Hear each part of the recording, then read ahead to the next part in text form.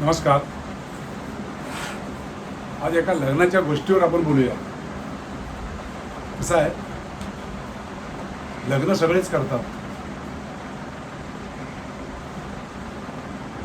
कसा विषय आहे, लग्नाची चौथी गोष्ट आहे की चौथ्या लग्नाची एक गोष्ट आहे, हे आपण जरा डिस्कस करूया. गेल्या मला वाटतं 8-10 दिवसापूर्वी आमिर खानने लग्न केलं. मला वाटतं हे त्याचं तिसरं का चौथं लग्न असावं. मला काय म्हणायचं आहे हे आता तुम्हाला कितपत कळतं आहे ते जरा बघूया. आता काय आहे, आमिर खान हा मोठा अभिनेता. आता त्याच्या लग्नात वऱ्हाडी सुद्धा मोठमोठेच असणार.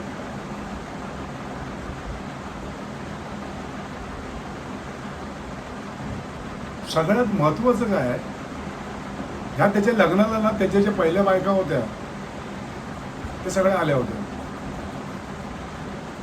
काय गोलमाल आहे, काय चेकमेट आहे, हे काय मला त्यातलं काय कळेना. महत्त्वाचा मुद्दा काय आहे, आमिर खान हा मुस्लिम समाजाचा. कुठल्याही समाजाशी माझा काय वाद नाही, ते पहिलं सांगतो. मी कुठल्या पक्षाशी बांधील नाही. राजकारणात मला तिळमात्र इंटरेस्ट नाही. पण एक ज्या हिशेबाने त्या लग्नाला हाईप मिळाली ना, म्हणून थोडंसं बोलावं वाटतं. तर आपण प्रत्येक वेळी काय करतो,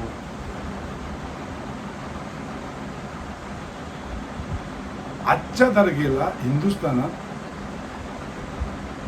मुस्लिम समाजाचा तसा दुस्वासच केला जातो. मी असं म्हणणार नाही की सगळेच मुस्लिम लोक वाईट आहेत किंवा हिंदू लोक वाईट आहेत किंवा ते चांगले आहेत असंही मी म्हणणार नाही. असं म्हणण्याचा काही प्रश्न नाही. कारण कसं आहे, जसे तांदळात खडे असतात तसे खड्यातही तांदूळ असतात. महत्वाचा मुद्दा काय आहे, त्याने ज्या 3 की 4 जी लग्न केली ही सर्व त्याने हिंदू पोरींशी केली. विषय लक्षात येतो काय बघा, त्याने लग्न केली ती सगळी हिंदू मुलींशी केली आणि जी पोरं काढली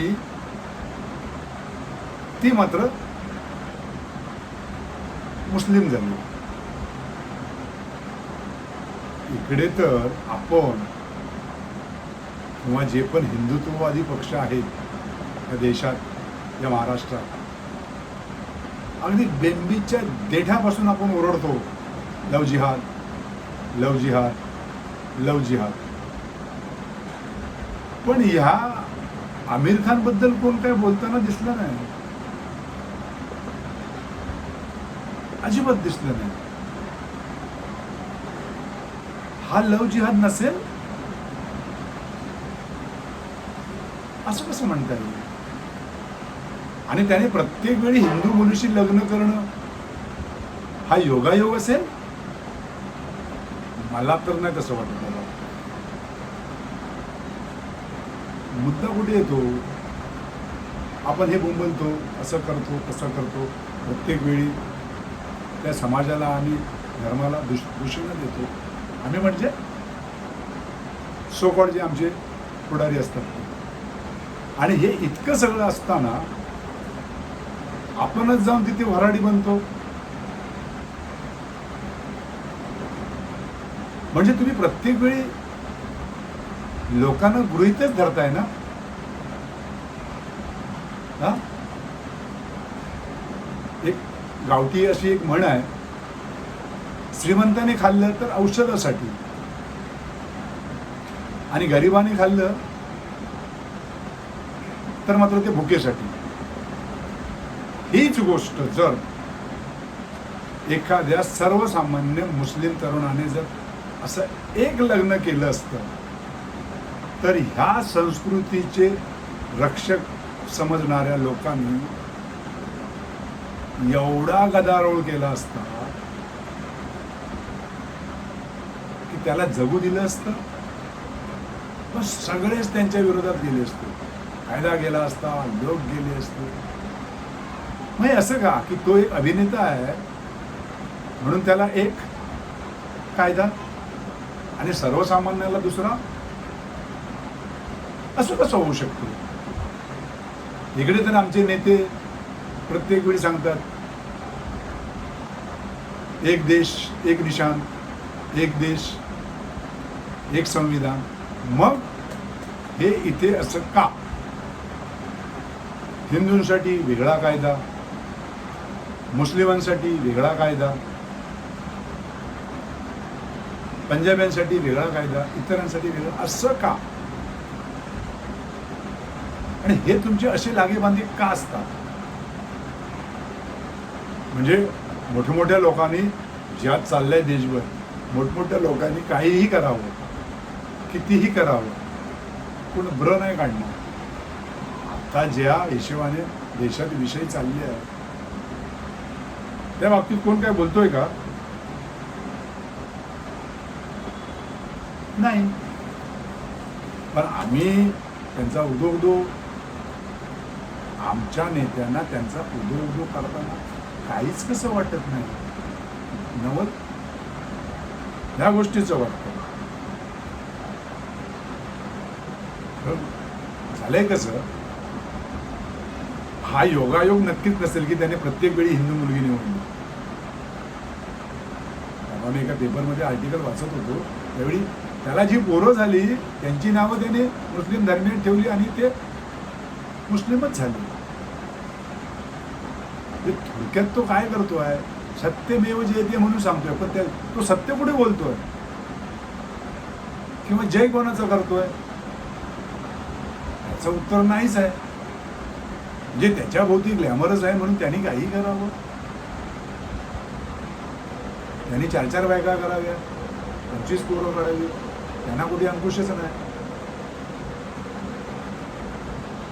आणि आमचा हिंदू तेवढी पोरं काढू शकत नाही. आणि ज्या मनाने महागाई आहे, काय आहे, त्याला ते नाही परवडत ना.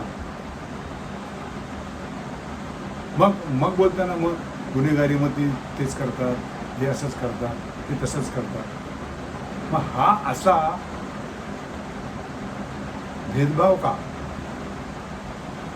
देशात सरकार हिंदुत्ववादी, महाराष्ट्रात हिंदुत्ववादी, मग प्रत्येक वेळी हिंदूंचीच गळचेपी का होते? मग हा लव जिहाद नाही का? मग हा लव जिहादला प्रमोट करणारा नाही का? त्याने बारीक सारीक क्षुल्लक 2-3 चांगली कामं केली की तो मोठा झाला? विषय कसा आहे, एक तर आमचा विश्वास देवावर, धर्मांवर, नाहीतर आमच्या नेत्यांवर. पण नेतेच जर असे करू लागले तर आता प्रत्येकाने ठरवायचं आहे आपण विश्वास नेमका कोणावर ठेवायचा. ह्या गोष्टी साध्या दिसते आहेत, पण या गोष्टी साध्या नाही आहेत ना. हा सुद्धा लव जिहादच आहे. पण आपण जर बोललो तर आपल्या मागे शुक्ल कष्ट लागेल. नाहीतरी या इतक्या मोठ्या लोकशाही देशात मतदाराची किंमत आहे का? असेल असतील तर ती 1500. बरोबर ना? आपल्या हाती उरतं काय? हाताची घडी,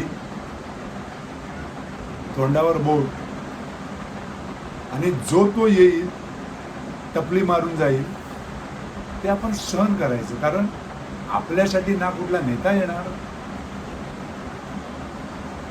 किंवा कोण. ह्या प्रश्नांची उत्तरे यायला पाहिजेत ना. तो प्रत्येक वेळी असं करतो, हिंदूंच्या पोरींना सवतो. मग हा लव जिहाद नाही? तर मग ह्याला नेमकं म्हणायचं काय? तुम्हाला काय वाटतं ते तर तुम्ही सांगाच. काय व्हायला पाहिजे ह्याच्यावर तेही सांगा. आणि असेच जर विषय तुम्हाला ऐकायचे असतील किंवा हे करायचं असेल, माझ्या चॅनेलला फॉलो करा, लाईक करा, शेअर करा आणि सबस्क्राईब करा. बाकी आणखी मी तरी तुम्हाला काय सांगणार आहे? या देशाला कोण वाली आहे का? याचं उत्तर शोधण्याचा प्रयत्न करूया. बघा जमलं तर. धन्यवाद.